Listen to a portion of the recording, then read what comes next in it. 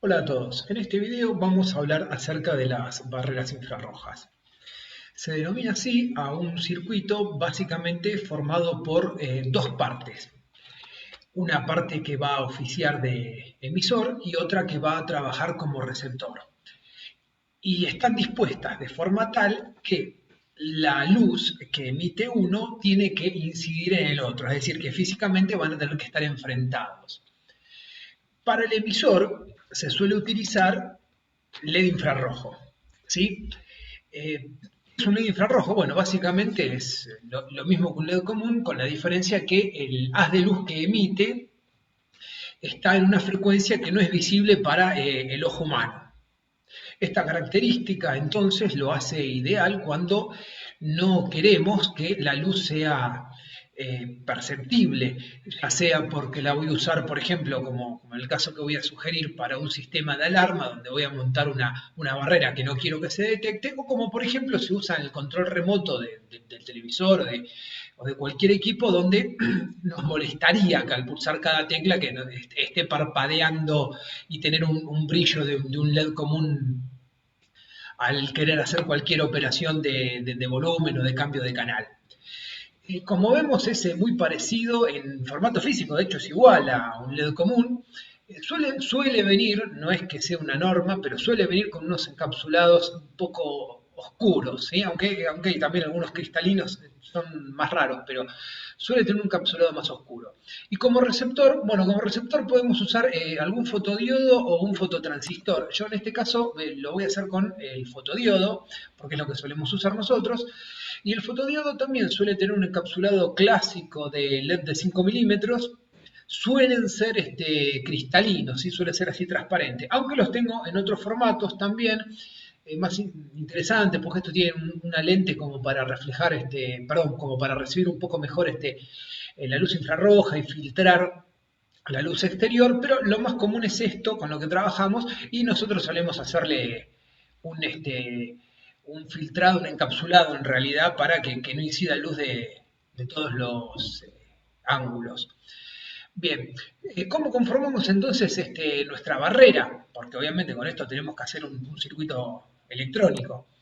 Bien, el LED infrarrojo, el emisor, lo voy a polarizar en directa, como si fuese un LED común. Lo único que tengo que tener en cuenta es que tiene una caída típica que ronda, según el infrarrojo que tenga, entre un volt y un volt y medio, un poco más baja a lo mejor que los LED a lo que estamos acostumbrados, y tiene una corriente bastante más alta que el LED común. Si bien son 60 mA, no es una corriente elevada, pero teniendo en cuenta que un LED común tiene alrededor de, o trabaja alrededor de 20, esto es 3 veces más, entonces es una corriente un poco más elevada y voy a tener que calcular bien la resistencia que uso para poder suministrar la corriente que necesita.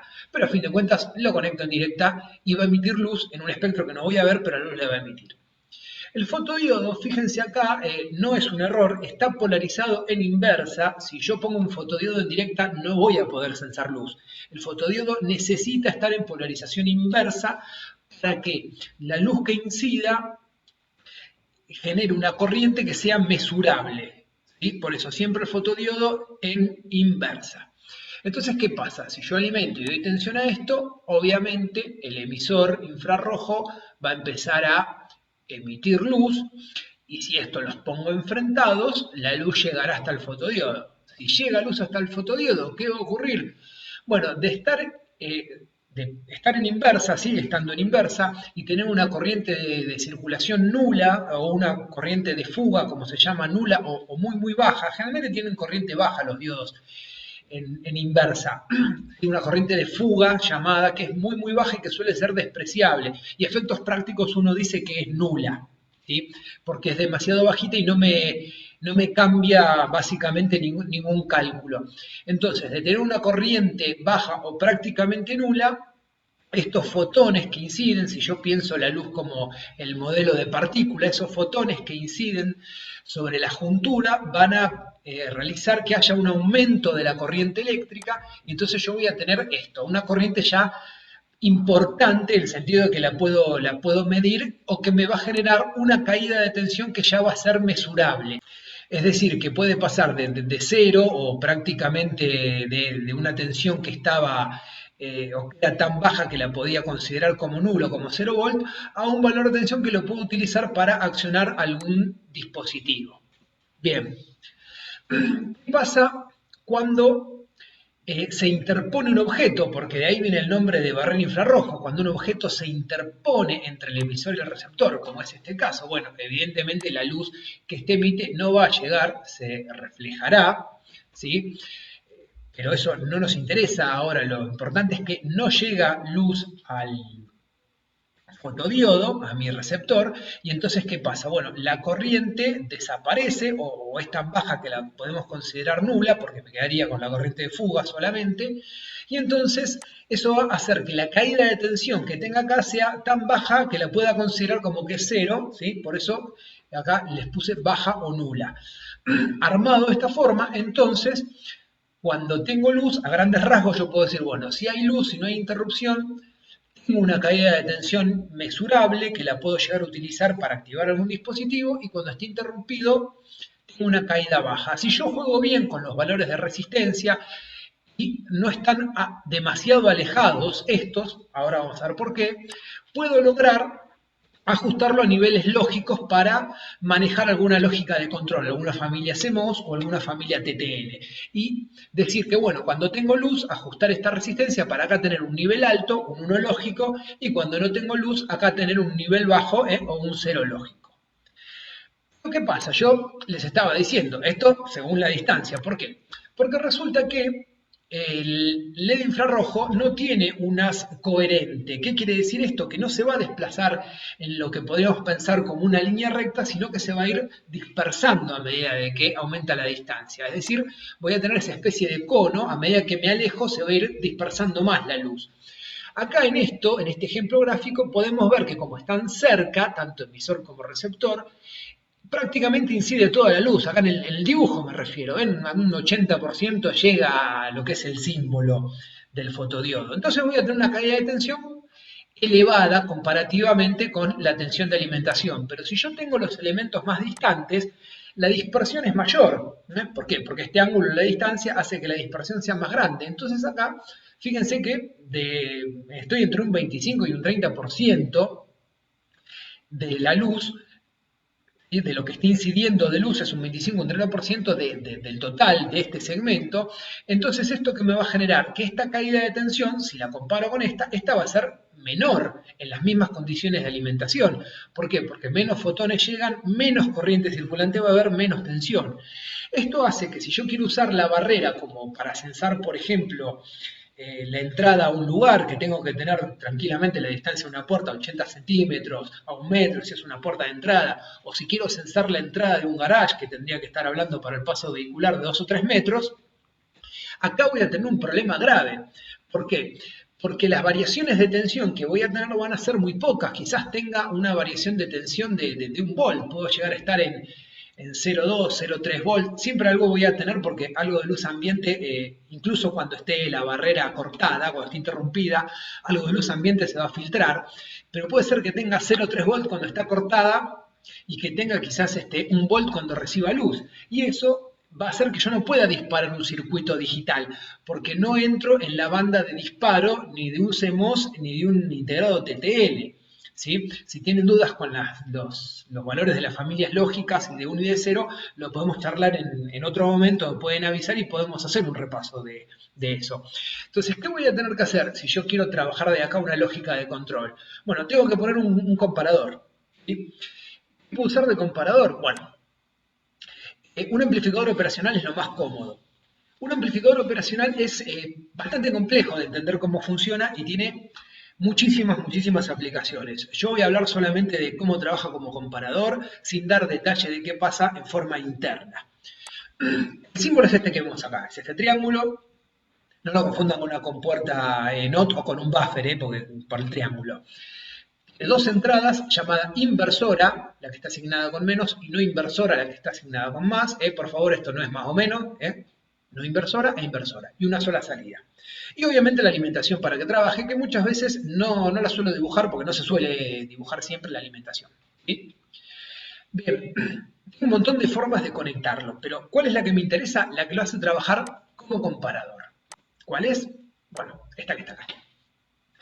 Donde en el terminal inversor yo pongo una tensión de referencia, ¿sí?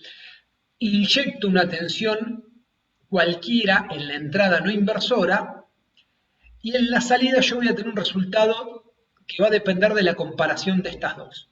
¿Cómo? Como muestra este gráfico. Si yo lo armo así, cada vez que la tensión de entrada sea mayor a la tensión de referencia, la salida va a valer lo mismo que la tensión de alimentación de mi operacional. Vamos a suponer que yo lo alimenté con 5 volts. Entonces, fíjense acá en este gráfico. Esta es la tensión de entrada, esta es la tensión de salida.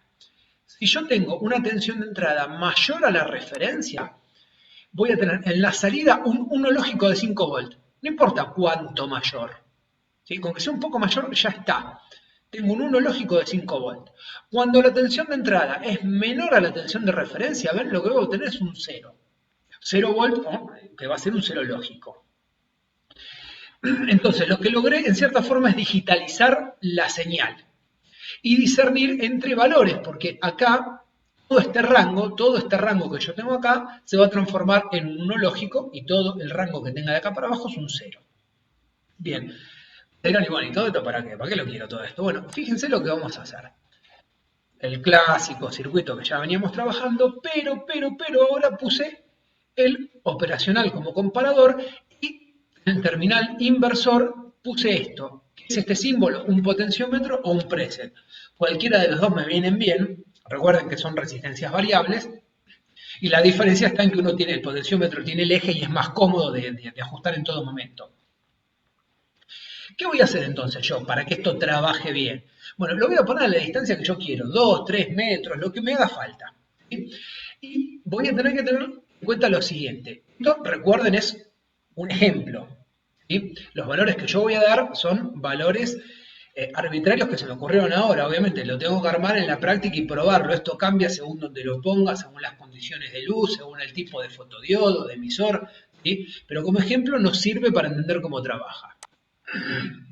Cuando yo tenga luz acá, ya lo dijimos antes, tengo circulación de corriente eléctrica y voy a tener una caída de tensión. ¿Cuánto? No sé, porque esto es un ejemplo en papel, ni siquiera en papel en presentación, pero vamos a suponer que con luz tengo tengo un volt, que no me alcanza, eso es lo que quería decir, no me alcanza para hacer un 1 lógico en ninguna tecnología, ¿sí?, de las que vamos a usar nosotros. Ahora, me anoto o tengo en cuenta este valor, lo dejo en mente, interrumpo la barrera y hago una medición de tensión. Obviamente ya sabemos que cuando la barrera está interrumpida, acá no tengo circulación de corriente o tengo una corriente de fuga que es muy baja, voy a tener una caída de tensión muy baja, vamos a suponer para el ejemplo que son 0,3 volts. Entonces, yo tengo que lograr con un volt transformarlo esto en un 1 lógico y que 0,3 se transforme en un 0 lógico. ¿Qué voy a hacer? Bueno, por eso tengo este elemento acá de ajuste. Lo voy a ajustar a un valor intermedio. ¿A cualquiera que se me ocurra que sea intermedio. En el ejemplo, bueno, lo ajusto a 0,7 volt. ¿Por qué? Porque está en el medio. Entonces, ¿qué va a pasar? Bueno, cuando yo tenga luz y acá tengo un volt, como un volt es mayor a 0,7, ya dijimos cómo trabaja el operacional como comparador, como un volt es mayor a 0,7, la salida me va a dar la tensión de alimentación. ¿Sí? Entonces, por ejemplo, puedo seguir imaginando que estoy laburando a 5 volt, entonces si yo acá tengo un volt que es mayor a 0,7, la salida va a ir a 5 volt, lo cual se va a convertir en uno lógico si yo estoy trabajando con familias lógicas alimentadas 5 volt. ¿Sí? Entonces voy a transformar esta tensión, que caía en banda prohibida anteriormente, en un 1 lógico, en esta salida.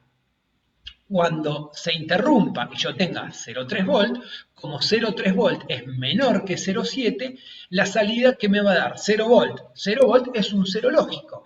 Entonces, de esta manera, yo puedo ajustar y tener una salida digital. Si me cambian las condiciones, si tengo que instalarlo en otro lugar, bueno, lo único que tengo que hacer es venir y ajustar acá, ¿sí?, a través del potenciómetro del preset a un valor intermedio entre las condiciones que tengo con luz y sin luz, y en la salida me voy a garantizar un funcionamiento digital. Y acá, según el operacional que use, esto puede ir directamente, ahí ya puedo poner resistencia y LED para que se accione, puedo conectar integrados, porque según el operacional tengo una ganancia de corriente medianamente interesante como para trabajar. Bien, con esto vamos a dar por terminado los conceptos generales de lo que es una barrera infrarroja. Espero que se haya entendido. Si no, ya saben cómo contactarme. Será hasta la próxima.